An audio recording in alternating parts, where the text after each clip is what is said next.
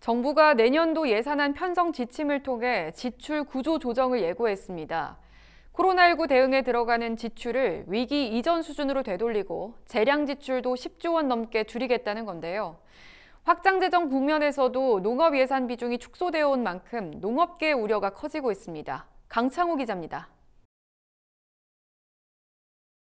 정부는 최근 2023년도 예산안 편성 지침을 국무회의에서 의결했다고 밝혔습니다.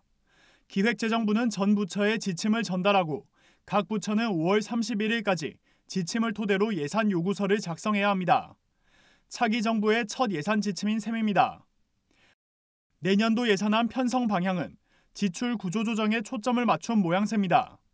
기재부는 지침에서 전면적 구조 조정을 통해 재량 지출의 10% 수준을 절감하라고 요구했습니다. 예산은 법에 따라 의무적으로 써야 하는 의무 지출과 나머지 재량 지출로 구분됩니다.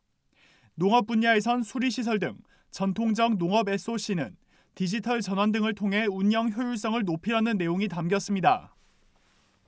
또 코로나19 한시 지원 사업은 위기 전 수준으로 정상화하고 농촌 정비 사업의 경우 유사한 사업끼리 통폐합하는 방안이 필요하다는 의견도 지침에 포함됐습니다. 정부의 예산 구조조정 방침에 농업계의 우려가 나오고 있습니다. 매년 농업 예산 홀대가 이어지고 있기 때문입니다. 정부의 역할을 강조한 문재인 정부에서도 연평균 농업 예산 증가율은 3.12%에 그쳤습니다. 같은 시기 국가 전체 예산 증가율은 8.7%에 달했습니다. 특히 올해 농업 예산 비중은 2.8%에 불과한 상황입니다.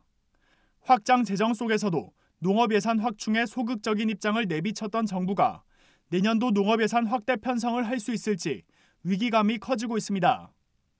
농업계는 수치로 환산할 수 없는 농업, 농촌의 중요성을 고려해 농업 예산 비중을 최소한 3%대로 다시 끌어올려야 한다고 주장합니다.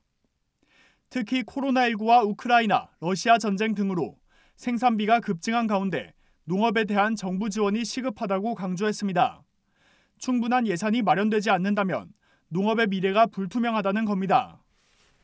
현재 농자재나 농업 생산비가 폭등을 했잖아요. 그래서 정부가 지원을 해서 한다고 보면 예산이 늘어나야 할 텐데 줄인다고 보면 실제로 이 폭등한 생산비를 농민들이 감당할 수가 없어요. 농사 짓고 하는데 어려움이 있을 것이다 예측이 되지고 농업 예산은 대통령 인수에서도 늘려야 된다고 얘기했듯이 한편 기재부는 내년도 농림수산 분야 중점 투자 방향으로는 디지털화, 스마트화를 통한 혁신 성장 동력 확보를 제시했습니다. 이와 함께 농어촌 일자리 창출, 공익직불제 안착 지원, 식량안보 기반 구축 등을 중점적으로 투자하겠다고 밝혔습니다. NBS 강창호입니다.